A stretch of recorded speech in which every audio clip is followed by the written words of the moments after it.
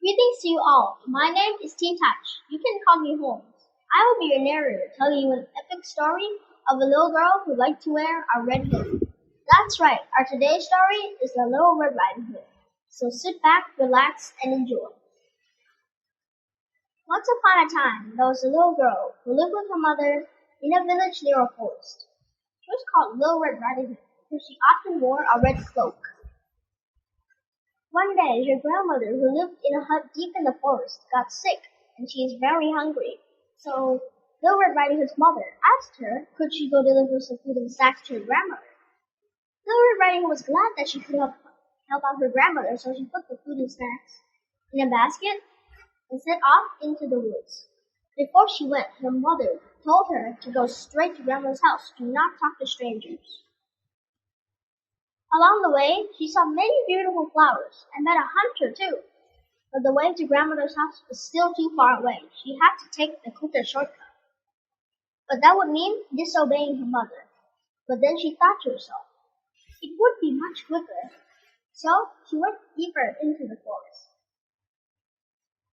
It was dark and she got scared. Then she heard a strange noise come from a nearby bush. Who's there? She called. Then a gray wolf jumped out of the bush she heard the noise from. Hello, little girl, it said, with a cunning voice. It asked her where she was going. Little Red Riding Hood then said, Hi, I'm going to my grandmother's house. She is sick and alone. The wolf thought for a moment, then it said, Sweet child, why not take your grandmother some flowers? And then it ran off. But it wasn't headed back into the woods. It was headed to grandmother's house. But Little Red Riding Hood was too busy feeding up flowers to notice it. The wolf arrived at grandmother's house and swallowed her right away. Little Red Riding Hood was finally done with picking up flowers and set off back to the trail to grandmother's house. She arrived at grandmother's house, knocked on the door, opened it, then walked inside. But she was surprised that her grandmother looked so different from the last time she saw her. Her ears were bigger, her nose was longer, her teeth were sharper. Little Riding Hood was confused with her grandmother's new look, so she asked her grandmother, Why do you have big ears? Her grandmother then slowly answered, To hear you better, dear. Little Red Riding Hood asked her grandmother again, Why do you have a longer nose? Then her grandmother answered slowly, To smell you better, dear. Little Red Riding Hood was still curious, so she asked one more time, Why do you have sharper teeth? Her grandmother chuckled for a moment. Then she said, The better to eat you. It turns out that her grandmother was actually the wolf in a costume.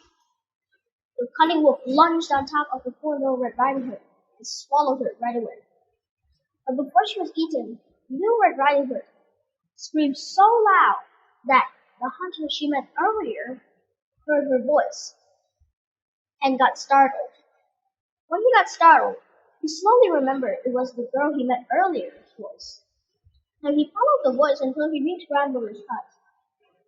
Grandmother's hut's door was jar open, so he got scared. He had to see what was inside there. He walked to the window and looked inside. Then he saw the wolf, as gray as a rock, lying on the floor with a very big belly. He thought to himself, the little girl might be eaten too. So he tiptoed inside, trying not to wake the wolf up. Once he got inside, he slowly cut the wolf's stomach open and helped Little Red Riding Hood and her grandmother out too. Little Red Riding Hood cried, Thank you for saving me from that wolf belly. It was so dark in there. I was so frightened. Little Red Riding Hood's grandmother got out alive as well. Little Red Riding Hood got a plan. They ran outside to grab rocks and put it in the wolf's stomach. Then they sewed it back together. Once it was sewed, they ran outside to hide behind a small bush near the river. The wolf finally woke up, feeling a bit heavier than last time, but he thought it was just the weight of the grandmother and the little kid. So he walked to the river, feeling thirsty. He walked past Little Red Riding Hood, her grandmother, and the hunter without noticing them. The wolf bent down to drink the water, then fell into the river, unable to get out.